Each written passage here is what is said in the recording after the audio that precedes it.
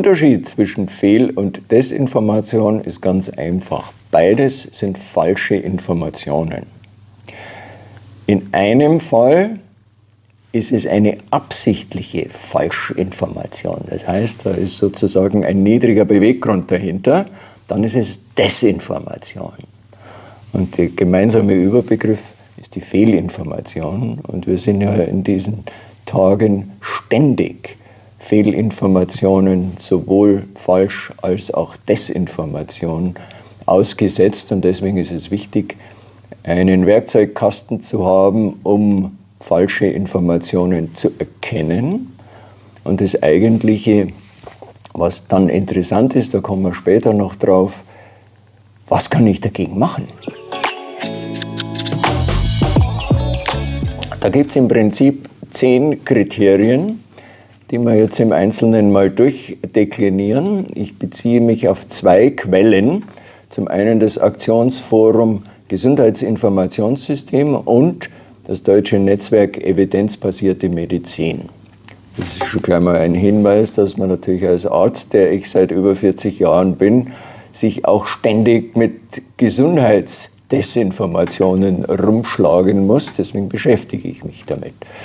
Die beiden Quellen sind in meinen Augen zwar sehr hilfreich, aber ein bisschen kopflastig. Deswegen habe ich es versucht zu vereinfachen und deswegen bin ich zu den 7 Ws gekommen. 7 W-Fragen und ein Akronym, nämlich HIN. Mit dem fange ich mal an. Das ist Herausgeber, Impressum und Neutralität. Ja, also wenn Sie im Internet eine Gesundheitsinformation sehen, schauen Sie, wer ist der Herausgeber, finde ich ein Impressum und ist die Information neutral. Und jetzt zu den 7 Ws. Das Wichtigste, damit geht's los, wer schreibt überhaupt? Wer sind die Autoren? Sind es Experten oder sind es selbsternannte oder gar Aktivisten? Das nächste ist, woher? Ja, das ist die Quellenangabe. Ich habe Ihnen schon eine Quellenangabe genannt. Ich muss nachvollziehen können, woher kommt diese Information? Sind es aktuelle wissenschaftliche Dokumente oder ist es was anderes? Das dritte ist, wann? Seriöse Informationen haben ein Erstellungsdatum und haben ein Update-Datum. Dann kommt was? Verständlich. Das haben wir in der ersten Frage gemacht, da habe ich 2 Fachausdrücke erklärt. Werden Fachausdrücke erklärt oder kriegt man sie einfach hingeknallt? Wozu ist die 5. W-Frage? Da geht es um das Ziel der Information und die Zielgruppe. Was will der Autor damit und was führt er im Schilde? Das 6. ist werbefrei. Es muss klar unterscheidbar sein, ob es eine Information ist oder ob es werbliche Inhalte sind. Und das 7. ist, wer zahlt. Und das muss entweder im Impressum oder in der Kategorie über uns aufgeführt sein. Who paid for the study?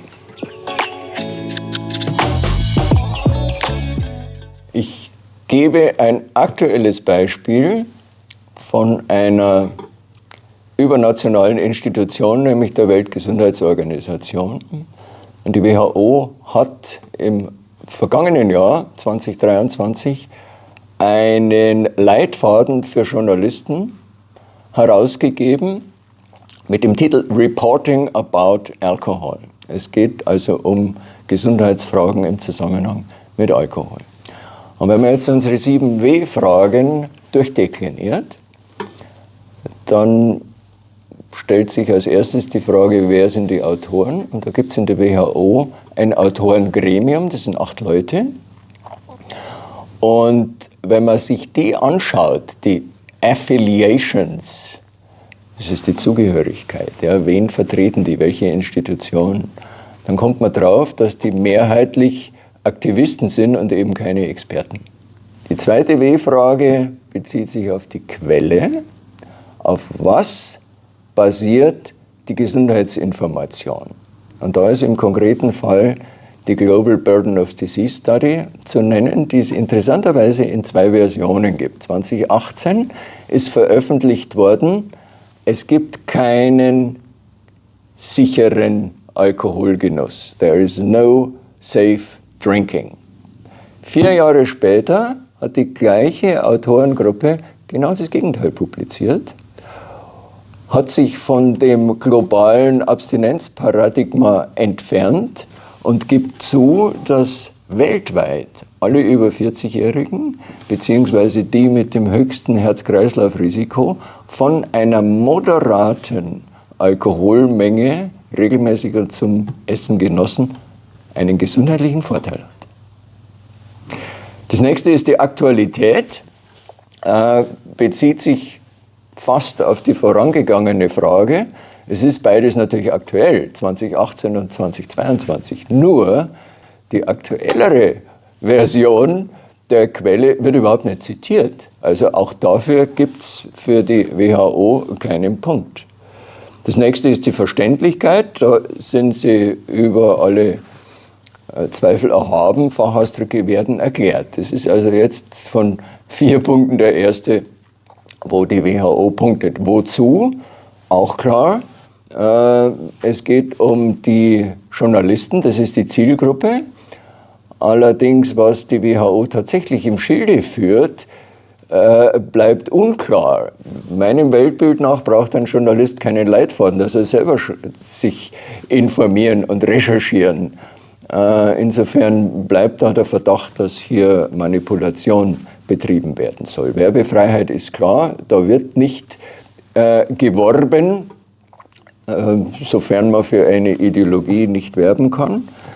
Das 7. ist die Finanzierung und da komme ich auf der WHO-Webseite nicht so recht weiter, deswegen habe ich mich bei Wikipedia informiert und weiß von daher, es gibt 194 Mitgliedstaaten, die je nach Wirtschaftskraft bestimmte Beiträge zahlen. 15% USA, knapp 6% Deutschland. Es ist aber noch etwas von großem Interesse. 80% der Einkünfte kommen aus anderen Quellen. Zum Beispiel die Bill und Melinda Gates Stiftung mit einem namhaften Millionenbetrag. Und der größte nichtstaatliche Spender ist Bloomberg. So, das muss man jetzt nicht weiter kommentieren. Es gibt zweierlei Anhaltspunkte.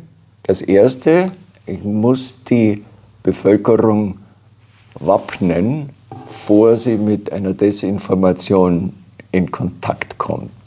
Das ist sozusagen die Impfung. Die Impfgegner mögen mir verzeihen für dieses Bild, aber ich glaube, es ist ziemlich eindeutig, was gemeint wird. Ich muss, bevor es zu einer Desinformation kommt, die Leute schon impfen.